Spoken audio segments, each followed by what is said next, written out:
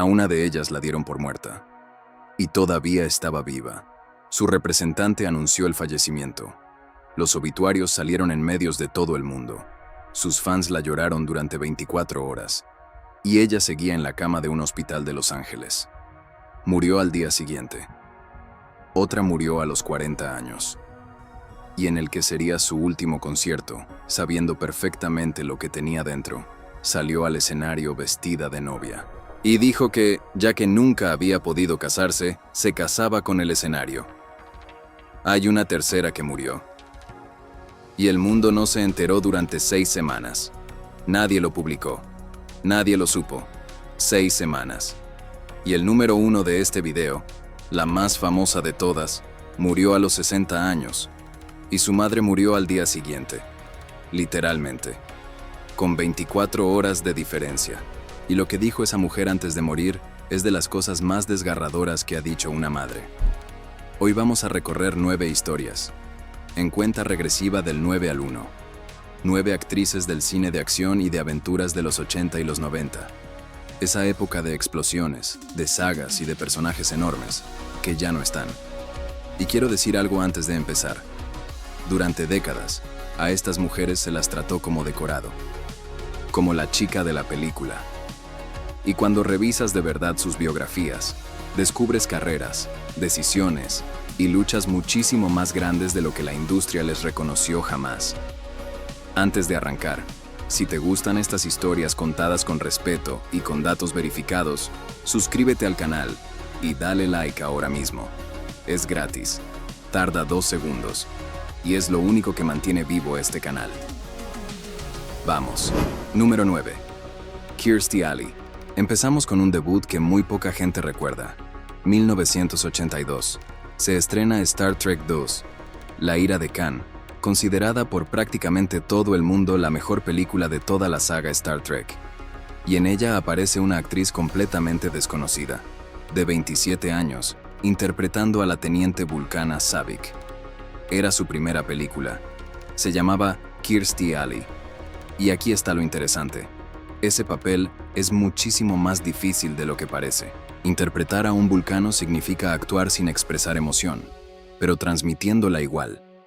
Toda la interpretación tiene que ocurrir por debajo de la superficie. Y una debutante lo hizo tan bien que sigue siendo, para gran parte del fandom, la mejor Saavik que ha existido. Después vino todo lo demás. Cheers, la comedia que la convirtió en superestrella y por la que ganó un Emmy y un Globo de Oro. Y después la saga de Mira quién habla, con John Travolta, uno de los mayores éxitos de taquilla de finales de los 80. Y también vino algo más difícil. Kirstie Alley pasó los últimos 20 años de su vida siendo objeto de un escrutinio público permanente sobre su cuerpo. Su peso se convirtió en tema de portadas, de programas de televisión y de burlas constantes. Y ella lo enfrentó de una manera muy suya. Se rió, se defendió, participó en programas sobre el tema y se negó a esconderse. Ahora, el final. Y fue rapidísimo. A finales de 2022, a Kirstie Alley le diagnosticaron cáncer de colon. Murió el 5 de diciembre de 2022, a los 71 años. Y sus hijos publicaron un comunicado explicando algo que dejó a todos helados, que el cáncer había sido descubierto recientemente. Recientemente. Es decir, del diagnóstico al final pasaron muy pocas semanas. Y quiero decir algo sobre el cáncer de colon, porque es importante y es útil. Es uno de los poquísimos cánceres que se pueden detectar y prevenir con una prueba sencilla. Un cribado a tiempo encuentra las lesiones antes de que se conviertan en tumores. Si tienes más de 50 años y nunca te has hecho una, esa es la parte de este video que de verdad importa. Y hay algo más sobre su caso que quiero decir, porque va a repetirse en este video. Kirstie Alley construyó una carrera de 40 años, y aún así, buena parte de la conversación pública sobre ella en su última década no fue sobre su trabajo, fue sobre su cuerpo. Eso les pasó a muchísimas actrices de su generación. Envejecer delante de una cámara, siendo mujer, en la industria del entretenimiento estadounidense, tuvo un coste que los actores hombres de su misma edad sencillamente no pagaron. Y ahora, la mujer cuya muerte quedó completamente enterrada por otra noticia. Número 8. Farrah Fawcett, 25 de junio de 2009. Ese día murió Farrah Fawcett, a los 62 años, después de una batalla pública de casi 3 años contra un cáncer anal. Y ese mismo día, unas horas después, murió Michael Jackson. Y el mundo entero dejó de hablar de Farrah Fawcett. Su muerte, la de una de las mujeres más icónicas de la cultura popular estadounidense del siglo XX, fue borrada de los titulares en cuestión de horas por una noticia más grande. Y eso, si conoces su historia, resulta especialmente injusto. Porque Farrah Fawcett fue el rostro de los 70. Ese póster suyo con el traje de baño rojo es, literalmente, el póster más vendido de la historia. Se calcula que superó los 12 millones de copias. Fue una de Los Ángeles de Charlie, la serie que definió el concepto de mujer de acción en la televisión. Y de ahí saltó al cine de género. Fuga de Logan, Saturno 3 y Los Locos del Cannonball, junto a Burt Reynolds. Pero su carrera dio un giro que casi nadie esperaba. Farrah Fawcett quiso demostrar que era actriz de verdad. Y lo hizo con papeles durísimos. En teatro y después en televisión con The Burning Bed, sobre una mujer víctima de violencia doméstica, un trabajo que le valió una nominación al Emmy y que cambió por completo la percepción que la industria tenía de ella. Ahora, el final. Cuando le diagnosticaron el cáncer, en 2006, Farrah Fawcett tomó una decisión valiente: documentarlo todo. Grabó su proceso, los tratamientos, los viajes a Alemania buscando terapias, los días malos. Y todo eso se convirtió en Farrah's Story, un documental que se emitió en televisión abierta pocas semanas antes de su muerte y que vieron millones de personas. Ella quería que se viera. Quería que la gente entendiera lo que es esto por dentro. Y quiso hablar de un cáncer del que nadie hablaba en aquel momento, por vergüenza. Murió acompañada de Ryan O'Neal, su pareja durante décadas. Y hoy, 16 años después, mucha gente todavía no recuerda que Farrah Fawcett murió ese día. Y quiero dejar aquí una idea que me parece importante. Esa mujer eligió, en sus últimos meses de vida, ponerse delante de una cámara sin maquillaje, sin pelo y sin dignidad estética. Precisamente ella, la mujer cuyo rostro había vendido 12 millones de pósters, renunció voluntariamente a la única cosa que la industria le había valorado siempre, su imagen, para que su enfermedad sirviera de algo. Eso es muchísimo más valiente que cualquier escena de acción. Y ahora, la mujer cuya muerte nadie supo durante 6 semanas. Número 7. Sondra Locke. Aquí está uno de los casos que te prometí en el gancho de este video. Sondra Locke murió el 3 de noviembre de 2018, a los 74 años, de un paro cardíaco derivado de un cáncer de mama y de huesos que llevaba tiempo padeciendo. Y su muerte no se hizo pública hasta 6 semanas después. 6 semanas. Ninguna nota. Ningún comunicado. Ningún obituario. La actriz que había protagonizado 6 películas junto a Clint Eastwood murió, y el mundo tardó 1 mes y medio en enterarse. Y para entender por qué eso es tan doloroso, hay que contar su historia. Sondra Locke debutó en el cine de una manera espectacular.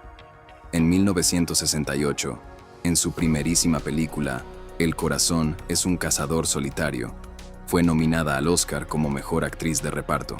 Su primera película, nominación al Oscar. Y después llegó Clint Eastwood. Se conocieron en El fuera de la ley, en 1976.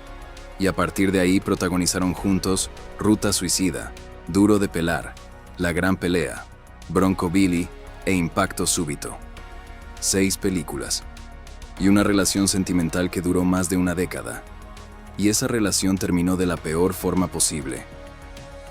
Cuando se separaron, a finales de los 80, Sondra Locke emprendió acciones legales. Y años después demandó de nuevo, sosteniendo que el acuerdo de desarrollo que le habían ofrecido en un gran estudio, para que ella dirigiera proyectos propios, era un acuerdo falso, que ninguno de los proyectos que presentó fue jamás aprobado, y que aquello fue en la práctica una forma de apartarla de la industria. Ese caso, que se resolvió fuera de los tribunales, Es uno de los episodios más comentados de la historia reciente de Hollywood, y ella lo contó todo en un libro de memorias. Sondra Locke también dirigió 4 películas, y aún así, murió en silencio, sin que nadie lo publicara durante mes y medio. Y quiero que valores lo que significa ese silencio. Sondra Locke había sido, durante una década entera, la coprotagonista habitual del actor más taquillero del planeta. Su cara estaba en los carteles de películas que recaudaron cientos de millones. Y cuando murió, no hubo comunicado, ni obituario inmediato, ni homenaje. La noticia salió mes y medio después, cuando un medio lo descubrió por su cuenta. Hay pocas imágenes más elocuentes de lo que le puede pasar a una actriz cuando la industria decide que ya no le interesa. Si te está impactando este video, dale like y suscríbete, porque lo que viene ahora es todavía más fuerte. Y ahora, una leyenda absoluta de la música que también fue una guerrera del cine de acción. Número 6. Tina Turner. Sí, Tina Turner pertenece por derecho propio a un video sobre cine de acción, porque en 1985 interpretó a Auntie Entity en Mad Max 3, Más allá de la cúpula del trueno, junto a Mel Gibson. Y no era un papel decorativo, era la villana, la gobernante absoluta de Bartertown, la mujer que dirige ese mundo postapocalíptico con puño de hierro y que organiza los combates del Thunderdome. Su presencia en pantalla es tan brutal que 40 años después sigue siendo una de las villanas más recordadas del cine de acción ochentero, y además cantó el tema principal de la película. Ahora, su vida. Y ya sabes que es una de las historias de superación más impresionantes del siglo XX. Anna Mae Bullock nació en 1939 en Tennessee, en el sur segregado de Estados Unidos, y durante años vivió una relación marcada por el maltrato físico y psicológico junto a Ike Turner, algo que ella misma denunció públicamente cuando prácticamente ninguna mujer famosa se atrevía a hacerlo. En 1976 se fue, con 36 centavos y una tarjeta de gasolinera, según su propio relato, y reconstruyó una carrera desde cero. A los 44 años lanzó Private Dancer y se convirtió en una de las artistas más grandes del planeta. Ahora, el final. Y fue largo. Los últimos años de Tina Turner fueron una sucesión de golpes de salud. Sufrió un derrame cerebral en 2013, poco después de casarse con Erwin Bach. Le diagnosticaron un cáncer intestinal en 2016, y sus riñones fallaron. En 2017, su marido le donó uno de sus riñones, y también enterró a 2 de sus hijos. Perdió a Craig en 2018 y a Ronnie en 2022. Piénsalo. Una mujer de más de 80 años, enferma, sobreviviendo a 2 de sus hijos. Tina Turner murió el 24 de mayo de 2023, en su casa de Suiza, a los 83 años, tras una larga enfermedad. Y hay una cosa más sobre su papel en Mad Max que conviene señalar. En 1985, poner a una mujer negra de 45 años como la villana más poderosa de una superproducción de acción no era una decisión obvia. Era rarísimo. Y funcionó porque Tina Turner no interpretaba a una villana, interpretaba a una gobernante. Auntie Entity manda porque tiene inteligencia y control, no porque tenga fuerza bruta. Esa película le dio a toda una generación una imagen que no existía en el cine de acción de la época. Y ahora, una de las historias más duras de todo este canal. Número 5. Vanity. Denise Katrina Matthews. Aunque el mundo la conoció como Vanity, y hay que empezar por ahí, porque ese nombre no lo eligió ella, se lo puso Prince. A comienzos de los 80, Prince la descubrió y la convirtió en la líder del grupo Vanity 6. Y ese nombre artístico, Vanity, vanidad, fue idea suya. Ella lo contaría años después con una frase demoledora, que Prince quería ver su propio reflejo en ella, y de ahí saltó al cine de acción. Fue Laura Charles en El último dragón, la película de artes marciales de 1985, que se convirtió en un clásico de culto absoluto. Y en 1988, protagonizó junto a Carl Weathers, Apollo Creed, la película Action Jackson, uno de los títulos más representativos del cine de acción de aquella década. También estuvo en 52 Pickup y en RoboCop 2. Era, en aquel momento, una de las mujeres más deseadas del planeta. Y ahora, lo que pasó. Y voy a contarlo con el respeto que corresponde, porque ella misma lo contó públicamente durante años. Denise Matthews cayó en una adicción severa al crack, y en 1994 sufrió una sobredosis que la llevó al borde de la muerte. Estuvo hospitalizada en estado crítico, y los médicos le dijeron que sus riñones estaban destruidos, y ahí ocurrió el giro más radical de su vida. Denise Matthews renunció a Vanity. Literalmente, dijo que ese personaje estaba muerto y que ella nunca volvería a responder a ese nombre. Abandonó por completo el mundo del espectáculo. Se convirtió en evangelista cristiana. Empezó a dar charlas y dedicó el resto de su vida a advertir públicamente sobre las drogas, contando su propio caso sin ningún adorno. Vivió más de 20 años dependiendo de diálisis. 20 años. Sesiones varias veces por semana, durante 2 décadas. Denise Matthews murió el 15 de febrero de 2016, a los 57 años, por insuficiencia renal. Y hay algo que quiero decir, porque ella lo repitió 1000 veces en sus últimos años. Nunca se presentó como una víctima. Se presentaba como alguien que había tomado decisiones y que estaba pagando por ellas, y que hablaba en público únicamente para que otra persona no las repitiera. Y quiero añadir un apunte, porque es lo que hace su historia distinta a un simple relato de caída. Denise Matthews podría haber vivido de la nostalgia, podría haber ido a convenciones, firmado fotos de El Último Dragón y cobrado por ello el resto de su vida. Le habría sido facilísimo. Y se negó en redondo. Rechazó volver a usar ese nombre incluso cuando le ofrecían dinero por hacerlo.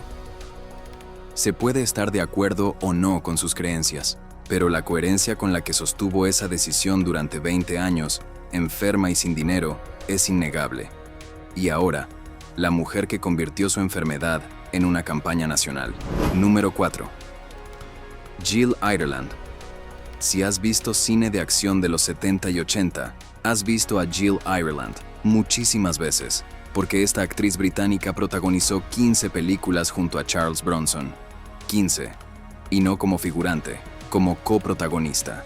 El Justiciero de la Ciudad 2, Chino, Asesinato en el Senado, Fría Venganza, Los Pasajeros, y muchas más. Y su historia personal es de novela. Estuvo casada con el actor David McCallum, y fue precisamente en el rodaje de La Gran Evasión donde McCallum le presentó a su compañero de reparto, Charles Bronson. Años después, Bronson se casó con ella, y estuvieron juntos hasta el final. Ahora, lo que pasó. Y son 2 tragedias seguidas. En 1984, a Jill Ireland le diagnosticaron cáncer de mama.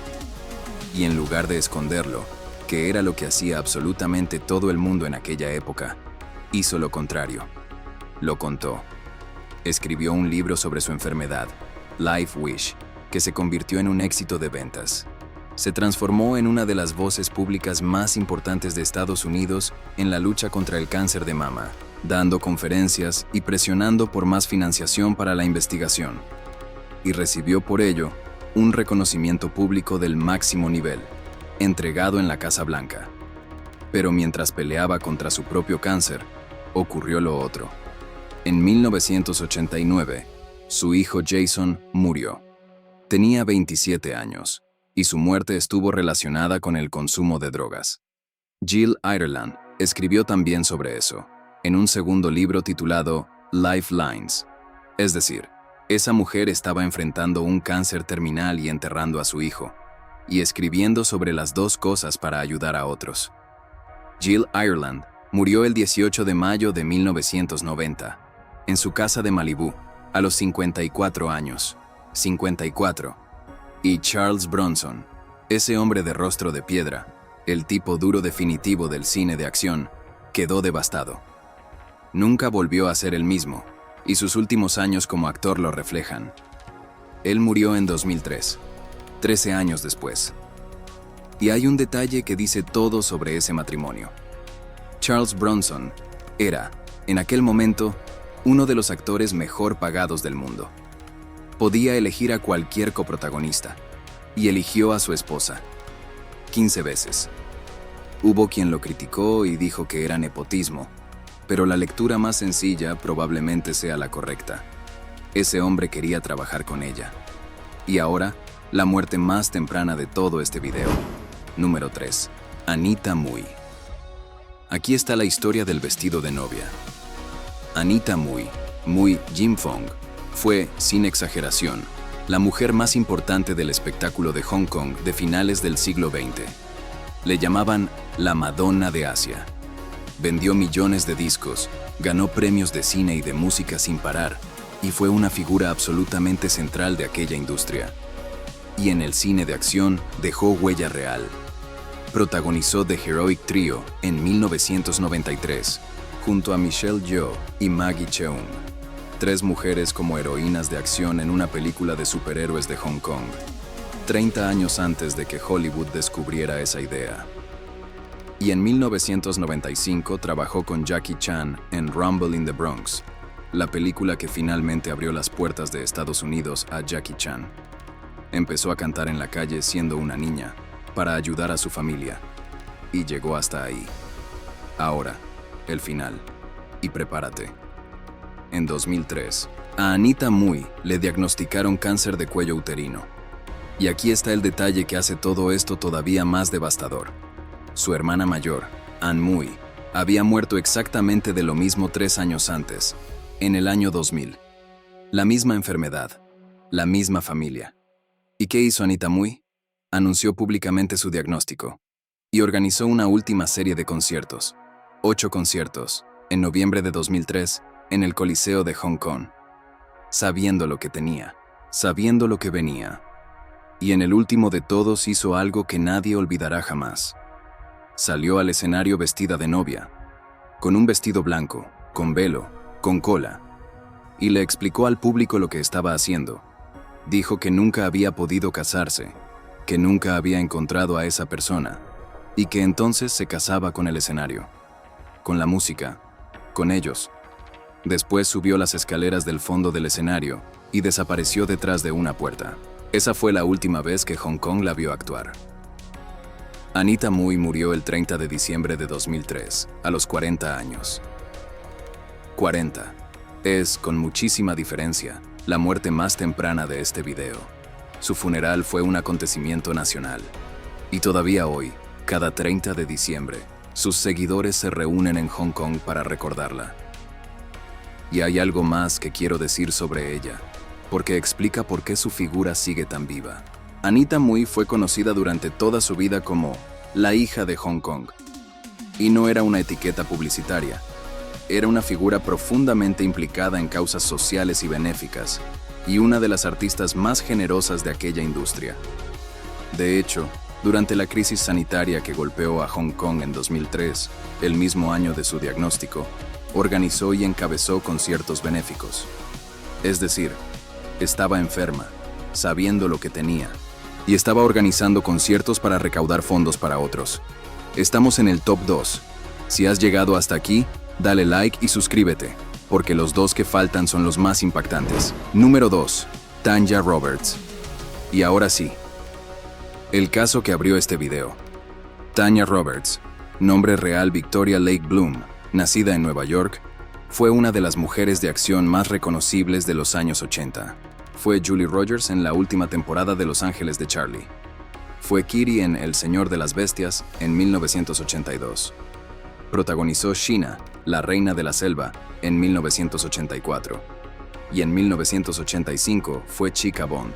Interpretó a Stacy Sutton en Panorama para Matar, junto a Roger Moore, en su última película como 007, y frente a Christopher Walken. Y para una generación mucho más joven, fue Midge Pinciotti, la madre de Donna en That 70's Show. Ahora, lo que pasó. Y es una de las historias más extrañas que ha vivido Hollywood. Nochebuena de 2020. Tanya Roberts sale a pasear a sus perros cerca de su casa, en Hollywood Hills, y se desploma. La ingresan en el hospital Cedars-Sinai de Los Ángeles y la conectan a un respirador. No era COVID, era una infección urinaria que se le había extendido. El domingo 3 de enero de 2021, su pareja durante 18 años, Lance O'Brien, recibe una llamada del hospital pidiéndole que vaya. Era, le dijeron, una visita de despedida. Él entra en la habitación, la sostiene, y cuenta después que ella abrió los ojos, intentó agarrarse a él, y se apagó. Devastado, salió de la habitación y del hospital, y le comunicó a la representante de la actriz que Tanya había muerto. La representante lo anunció a los medios, y el mundo entero publicó la noticia. Pero Tanya Roberts estaba viva. Al día siguiente, el lunes, ocurre una de las escenas más surrealistas que se han visto en televisión. Lance O'Brien está en directo, dando una entrevista sobre la muerte de su pareja. Cuando le llega la llamada del hospital diciéndole que ella sigue con vida, en pleno directo, la representante tuvo que salir a desmentir la muerte que ella misma había anunciado. Los medios de todo el mundo tuvieron que rectificar. Y entonces, esa misma noche, el lunes 4 de enero de 2021, alrededor de las 9:30, el hospital volvió a llamar. Esta vez sí. Tanya Roberts murió por una infección urinaria que se extendió a los riñones, la vesícula, el hígado y finalmente al torrente sanguíneo. Su representante la anunció como de 65 años. Aunque conviene decirlo, los registros públicos indican que había nacido en 1949, lo que significaría que tenía 71. Esa discrepancia de edad la arrastró toda su carrera, como tantas actrices de su generación, en una industria obsesionada con la juventud. Y su familia pidió algo muy propio de ella, que en lugar de flores, la gente donara a una asociación protectora de animales. Era activista por los derechos de los animales. Una mujer que fue chica Bond, ángel de Charlie y reina de la selva se fue así, por una infección urinaria mal resuelta y en medio de un caos informativo absurdo. Y quiero decir algo práctico, porque este caso tiene una lección médica real. Las infecciones urinarias se consideran algo menor, molesto, incómodo, pero menor, y no siempre lo son. Cuando una infección de ese tipo asciende a los riñones y de ahí pasa a la sangre, puede desencadenar una sepsis, una respuesta descontrolada del organismo que daña los órganos y que mata a muchísima gente cada año en todo el mundo. Es especialmente peligrosa en personas mayores, y muchas veces empieza exactamente así, con síntomas que parecen no tener importancia. Si tienes una infección urinaria que no mejora, o que viene con fiebre y con confusión, eso no se espera, eso se atiende. Y ahora sí, el número uno, Carrie Fisher, la princesa Leia. Y no hay ninguna discusión posible sobre quién ocupa este lugar. Porque Carrie Fisher no interpretó a una damisela en apuros. Ella misma lo dijo miles de veces. En el primer minuto en que aparece en pantalla en Star Wars, en 1977, ese personaje está disparando. Es una líder militar. Da órdenes, rescata a sus propios rescatadores y le planta cara a Darth Vader sin pestañear. Ese personaje reprogramó lo que millones de niñas creían posible. Carrie Fisher tenía 19 años cuando la rodó y venía de una familia imposible. Era hija de Debbie Reynolds, la estrella de Cantando bajo la lluvia, y del cantante Eddie Fisher. Creció literalmente dentro del Hollywood clásico, con todo lo bueno y todo lo tóxico que eso implicaba. Y ahora quiero hablar de lo que hizo con su vida, porque es lo más importante. Carrie Fisher fue escritora, y muy buena. Escribió Postales desde el filo, novela que después se convirtió en película con Meryl Streep. Y trabajó durante años como script doctor, una de las guionistas de sombra más solicitadas de Hollywood, arreglando guiones de películas enormes sin que su nombre apareciera en ningún cartel. Y sobre todo hizo algo, por lo que hoy se la recuerda tanto como por Leia. Habló en público, sin ningún filtro, de su trastorno bipolar y de su adicción, en una época en la que absolutamente nadie en Hollywood lo hacía. Cuando reconocer un problema de salud mental significaba dejar de trabajar. Ella lo convirtió en material de escenario, en libros, en entrevistas y en humor. Y hay incontables personas que han dicho públicamente que empezaron a tratarse gracias a haberla escuchado. Ahora, el final. El 23 de diciembre de 2016, Carrie Fisher sufre una emergencia médica cardíaca durante un vuelo de Londres a Los Ángeles. Minutos antes de aterrizar, es trasladada de urgencia al hospital y muere el 27 de diciembre de 2016, a los 60 años. El informe forense concluyó posteriormente que había padecido apnea del sueño y otros factores no determinados, y aunque se detectaron sustancias en los análisis, no se pudo establecer qué papel exacto tuvieron. Y ahora, lo que te prometí en el primer minuto de este video. Al día siguiente, el 28 de diciembre de 2016, murió su madre. Debbie Reynolds, de 84 años, sufrió un derrame cerebral mientras planificaba el funeral de su hija. Y según contó su hijo, Todd Fisher, poco antes su madre había dicho que quería estar con Carrie. 24 horas. Madre e hija. Fueron enterradas juntas en el cementerio Forest Lawn de Los Ángeles, y sus cenizas comparten espacio en un detalle que solo ellas podían haber elegido.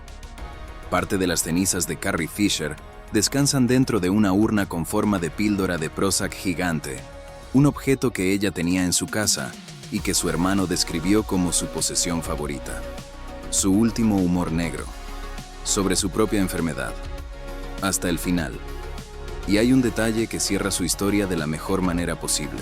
Carrie Fisher había terminado de rodar sus escenas para Los Últimos Jedi antes de morir. Esa película se estrenó en 2017 y se cierra con una dedicatoria para nuestra princesa.